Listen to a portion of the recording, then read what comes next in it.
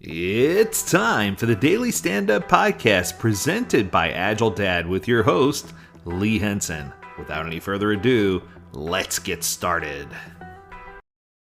I was recently asked to review an article by Preeth Pendelay. It was published in September and it's called Why Is There No Project Manager in Scrum? I thought that was kind of an interesting way to kick things off. After reviewing this article, not at all. I thought it'd be good for me to just read through it with you and give you some thoughts or feedback so you can get my natural, candid thoughts. So here we go. Let's start with a quick look at the project manager role. Traditionally, the project manager role was to create and then execute the plan within the approved budget, time, and scope. The project managers had to deal with varied and wide ranging responsibilities, including but not limited to managing scope, cost, risk, quality, people, process, communication, procurement, and the list goes on. That just put the project manager in a very tight and challenging spot because there's no way that one individual could do all of that well. Would you agree? So that just makes things kind of rocky. So it's one of those things where, okay, so now we know that the project manager is looking to do something in the agile project, but we just don't know how they fit. So let's start by doing a quick rundown of the roles or accountabilities in Scrum. The Scrum team has three accountabilities: the product owner, the Scrum master, and the developers. The product owner is a single person representing the project's business side and accountable for maximizing the value of the product that's built by the team. The product owner focuses on building the right product at the right time by balancing competing priorities. I like that.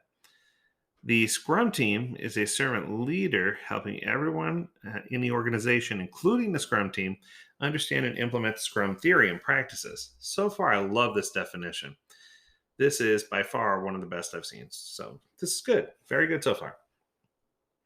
The Scrum Master provides their service to the team, the product owner, and the organization by embodying agility, helping remove impediments, and facilitating events as needed or requested. The triggering change that helps to improve the quality of the products or services that the team is delivering. The developers determine how to achieve the goals established by the product owner in the most effective way by creating an aspect of usable increment each sprint. Makes sense. So, in effect, the product owner is striving to maximize ROI and taking responsibility for the scope and schedule trade off, and the Scrum Master is a subject matter expert in the process, and they use Scrum to support the team to perform at the highest level that they can. Developers take on many different responsibilities with regard to the day-to-day decision and task assignments, and the team shares responsibilities of quality and risk management with each other. In a nutshell, Scrum effectively divides the project manager responsibilities amongst the three core accountabilities. Thus, poof, there goes the project manager in Scrum. The only time I've ever seen one is when they're working on bookmark things like getting the lights set up somewhere when they have to contact compliance and risk and regulatory and find out whether or not we're good to go with regulatory stuff. When they have to, after the product's launch, talk to support and training and tying all those bookends together. I've seen project managers come in and do more level, like portfolio level management to make sure everything's pulled together. But I've never seen an actual project manager in conjunction with a Scrum Master on a Scrum project. So if you have multiple Scrum teams and the teams